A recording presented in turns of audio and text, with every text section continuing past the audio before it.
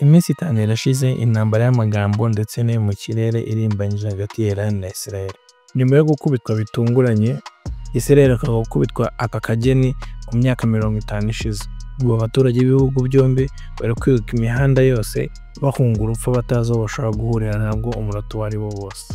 Hagati y'ibihugu byombi habuze uharira undi cyangwa ngo bemeze kimwe batuze babane neza cyangwa se barwane intambara yeruye ku mugaragaro. Ariko se biri kuba nyuma yo kurasana ku mugaragaro ku mpande zombi, ibihugu byongeye bireterana, abaminisitiri, abaperezida baterana mu gihugu cya Canada kugira ngo bajye inama y'icyakorwa. Ubu mbega ikiri kuba ni ibitekerezo byo mu makote biri gushyirwa mu bikorwa n'amadowadowa. Muribuka muri weekend ikiganiro tunabagejejeho mbabwira inkomoko ndetse n'imva n'imvano y'iyi ntambara iri hagati ya Israel ndetse na Iran. Ibintu bikomeje kuba gaterera nzamba. Uti byagenze gute?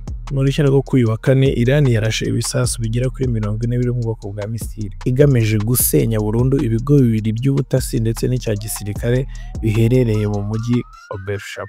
N'iryo raswa ibyo bisasu byikozaga ku butaka, ibisigisiki byabyo nibyo byagiye bikubita ku bitaro byegeranye n'ibyo bigo birasenyuka bikabije. Nubwo Iran yakomeje kubinyomoza ishinja ibinyamakuru bitandukanye yuko biri gutanga amakuru ataraye nyayo, ariko abanyesirayeli bo bavuze ko ibyo bitaro byangiritse cyane ndetse harimo n'inkomere zabigendeyemo. Kugeza ubu ntibaratangaza umubare w'abantu bapfiriyemo cyangwa se bakomerekeyemo. Gusa ikigo cy'ubutasi cya Israel kiratangaza yuko havuyemo umubare munini w'abakomeretse. Uko rero bwibushize Israel ikomeje gutsimbarara ndetse no guhisha kure imibare y'abakomerekera ndetse n'abapfira muri ino ntambara. Ariko se ubushize ko Israel yabanje Iran ikishyura, uyu munsi nabwo ninde wabanje? Nta wundi wabanje rero. Mu minsi ishize Israel yarateye igihugu cya Iran ndetse ikoresheje kajugujugu ndetse na drone ibasha gusenya ikibuga cy'indege ndetse n'ibitaro bitabara imbabare biherereye mu nkengero z'umujyi wa Iran. Izo kajugujugu ndetse n'izo drone zarashe ibisasu 100 mu mijyi igiye itandukanye ku bigo bya gisirikare n'ibyahoze ari ibigo bacukuriramo essence cyangwa se batunganyirizamo peteroli. Ibyo bisasu byabashije guhitana abantu barenga 60 ndetse n'abandi 40 barakomereka bikabije. Ubutabazi buracyakomeza gukorwa ku mazu yarashweho cyangwa se yagezweho n'ibyo bisasu agasenyuka kandi bikabije. Ejo hashize kuwa gatatu nibwo Donald Trump yatanze gasopo ayihereza Iran, ayibwira ko igomba kumanika amaboko nta mpamvu, nta no kuburana, nta no gupfura. Iran nayo iricara ibitekerezaho, uti niko nyabo ugire kunyita imbeba none nsabye kumanika amaboko. Ati ahubwo dore ko bigiye kugenda, muzivanga mwino ntambara yo mu kigobe cy'abaperesi muragatoye, kuko natwe tuzabangiza ku buryo mutazigera na rimwe mugaruza ibyo mwangirijwe. Iran bayisize urusendada ibitanze gasopo kuri Amerika nayo. Abarusiya nabo bati mukivanga muri ino ntambara natwe turaza gufata uruhande. Umushinwa arabitegereza ati yewe abafite iyo bajya baragenda, igihe icyo nababwira nuko mwakwicara mugashaka ibisubizo. Pakistani nayo iti tugafata uruhande. Ese Pakistani izafata uruhande? Donald Trump akaba nawe yahawe gasopo ndetse n'abaturage benshi bakabamo batabyumva uburyo Amerika igiye kwivanga muri ino ntambara. Igice kinini cy'abanyamerika kiravuga ko nta kintu bagomba kungukira muri ino ntambara ndetse nta n'impamvu yo kuyijyamo. Ariko ikindi cyo kikavuga kiti niba koko Iran iri gukora ibisasu bya kirimbuzi kandi bakabona bizagira effect, na Amerika yakoresha demokarasi cyangwa se ikata. Abaminisitiri, abadepite bari muri Amerika bose ntabwo bibona kimwe, gusa ubundi bari abajya bumvikana nta wamenye. Reka tuzareba ukuntu bizagenda.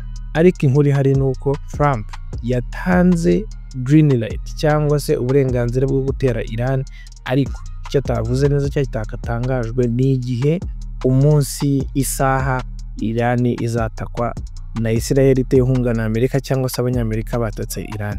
Muri kwa kwisiga urusenda kwa Iran nabwo yasabaga ibihugu 35 yibumbiye mu kanama k'ibihugu bitunganya imbaraga za kirimbuzi kwamagana ibitero bya Israel ndetse no kuguma gutangaza amakuru adafitiye gihamya kandi yuzuye ibinyoma gusa.